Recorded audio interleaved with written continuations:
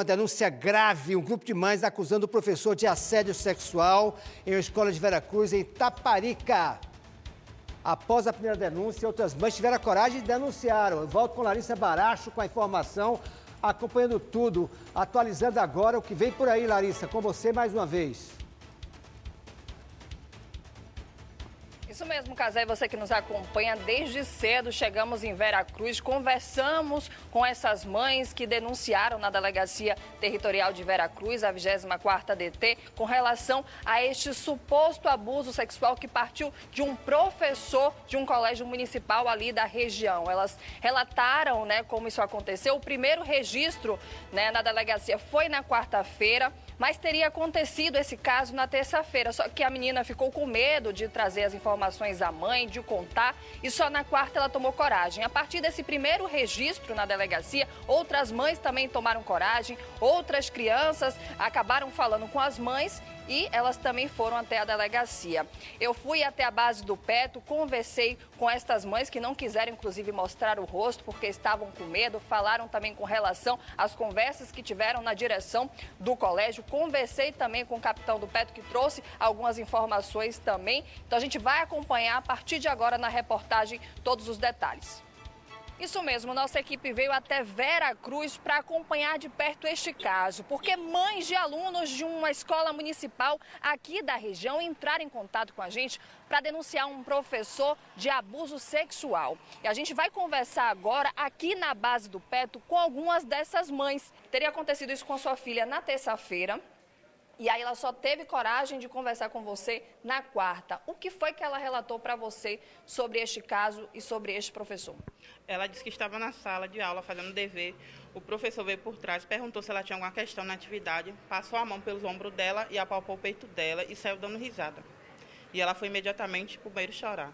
Minha filha não acompanhou a situação porque minha filha estuda em uma outra sala. Só que quando minha filha foi no banheiro com algumas colegas, encontrou com essa coleguinha, porque elas se conhecem no ponto. Aí encontrou essa menina em desespero, chorando, sendo amparada por uma outra colega, e perguntou a ela o que tinha acontecido, e aí ela começou a relatar à minha filha o que tinha ocorrido, que estava em sala de aula, que o professor passou a mão nos seios dela, e aí ela foi para o banheiro chorar, e minha filha encontrou ela em um estado lastimável no banheiro.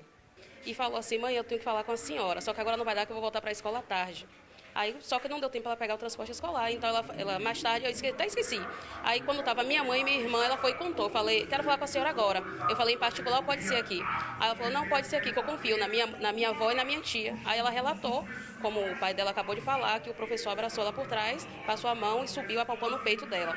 E ela começou a chorar, entrou em desespero. E aí eu vim entender porque uma semana antes, há meses, mais dias antes, mas porém uma semana mais consecutivamente, ela começou a ficar ansiosa, começou a passar mal, tinha que estar indo pegar na escola, ela não queria ir para a escola e eu forçava ela a ir para a escola, que eu não estava sabendo o que estava acontecendo. Quais foram os procedimentos tomados aqui para que elas registrassem depois o boletim de ocorrência?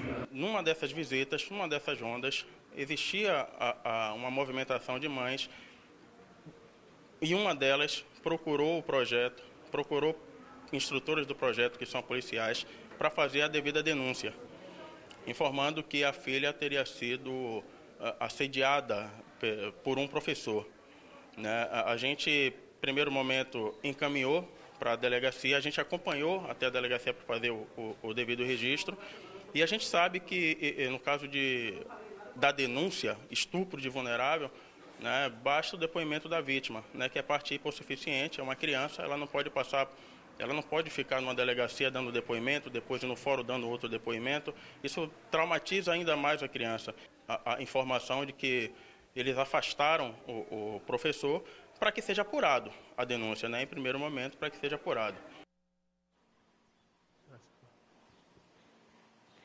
Exatamente, vocês acompanharam um pouco, esses são alguns dos relatos. Outras mães de alunos dessa escola estavam lá para dar apoio. Eu tentei, inclusive, como eu comentei no início do programa, Casa, ligar para este professor. Liguei 3 vezes, deu na caixa. Eu não consegui entrar em contato, mas o microfone está aberto para ele dar a posição dele com relação a este assunto. Como foi relatado também, a escola já afastou esse professor até que as investigações aí sejam concluídas do que realmente aconteceu. Quem está ao meu lado também é o delegado titular da Delegacia de Veracruz, a 24ª DT. Eu estou em Salinas porque o delegado também atua aqui na delegacia. Ele prontamente recebeu a nossa equipe para trazer mais informações com relação a estas denúncias. Delegado Leandro, muito obrigada pela sua participação. A gente conversou mais cedo com algumas mães que trouxeram esses relatos de um suposto abuso sexual. Foi registrado na 24ª DT. Quais as informações que o delegado já pode passar para a gente, quem acompanha o QVP? Bom dia, Larissa. Bom dia, Casimiro. Bom dia. Veja, teve algumas denúncias de mães de suposto abuso sexual praticado por um professor. E nós temos uma apuração cuidadosa, nós estamos ouvindo familiares das vítimas, estamos ouvindo testemunhas como como o diretor da escola, a coordenadora pedagógica e outras pessoas, que tomaram conhecimento da situação de alguma forma. Com relação às vítimas, as oitivas, elas não são feitas em delegacia devido em observância à Lei 13.431 de 2017. Essa lei, ela prevê o rito do depoimento especial, que é uma oitiva feita por um profissional especializado, de preferência em juízo, sendo feito o registro audiovisual, com vistas a evitar a revitimização dessas crianças, que têm em torno de 10 a 11 anos de idade, E a gente quer, ao máximo, evitar essa revitimização. Então, essa oitiva das vítimas será feita fora do ambiente de delegacia.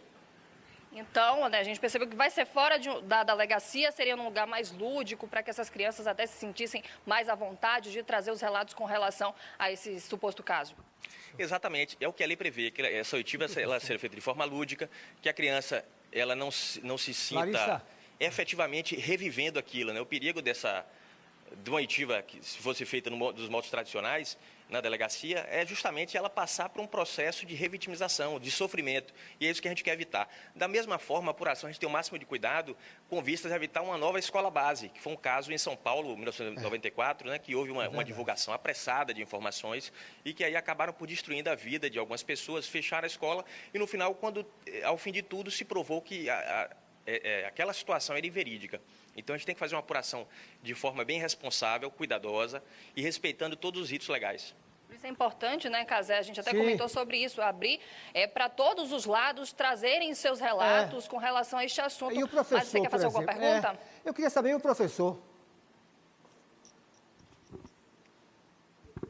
Com relação ao professor, Casimiro está perguntando, ele já foi ouvido, já foi até a delegacia para falar sobre o caso, ainda não? Como é que funciona? Bom, nós estamos coletando o máximo de informações possíveis, até para depois, quando nós tivermos de ouvi-lo, isso será em breve, nós termos justamente como fazer o interrogatório de forma adequada, com todas as informações pertinentes. Então, ele ainda não foi ouvido no momento. Foi registrado o primeiro boletim na quarta-feira. Outras mães também depois registraram o boletim de ocorrência? Não, tem um boletim de ocorrência. O que acontece? Nós estamos fazendo um apuratório todo dentro de um inquérito policial. Apenas um inquérito policial com diversas vítimas em relação a essa mesma situação. Então, as crianças elas vão ser ouvidas primeiro do que o professor, para que tenha realmente uma base, o delegado tenha uma base para poder ouvir esse professor? Bom, não há uma obrigatoriedade disso acontecer. A lei, o que ela pede é que esse registro seja de preferência feito, na forma audiovisual, para que depois se possa aí gerar possibilitar o exercício do contraditório pelo suposto autor do fato, no caso o professor. Só que devido a questões vamos dizer, de práticas assim, nós vamos ouvi-lo antes, vamos registrar lá o que ele tem a dizer, com base no que nós já temos, e aí essa representação já está sendo feita ao Poder Judiciário local, e aí depois ele poderá ser interrogado acerca de maiores detalhes, se assim eles vierem.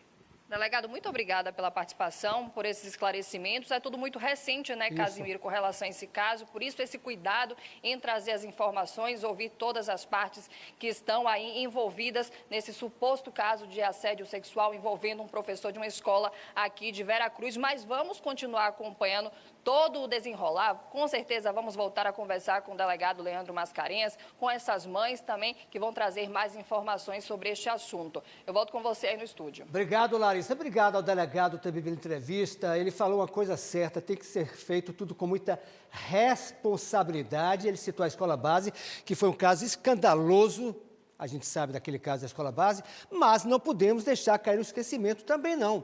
Uma coisa é uma criança denunciar, outra são várias crianças denunciarem. Agora, repito, Tudo com muita responsabilidade, sem deixar a temperatura ferver demais. Porque eu confesso a você, quando se trata de criança, qualquer crime para mim é condenável, claro, dentro da lei. Mas quando envolve criança, além de ser nojento, é bem pior na minha opinião. Na minha cabeça, como pai e avô, passam coisas que eu tenho que limpar, porque são coisas legais, que devem passar na sua também. A gente é ser humano, a gente pensa logo em atitudes mais drásticas, mas tudo tem que ser feito com muita responsabilidade. O professor tem que ser ouvido, tem que se pronunciar, tem que saber como lidar com essas crianças, são crianças de 10 a 12 anos. Agora, que é um nojo a gente saber da possibilidade de um homem que é educador, que está lá ajudando na educação das crianças, pegar e acariciar os seios de crianças por trás e a criança está chorando para o banheiro, isso realmente não pode, de maneira nenhuma, cair na impunidade.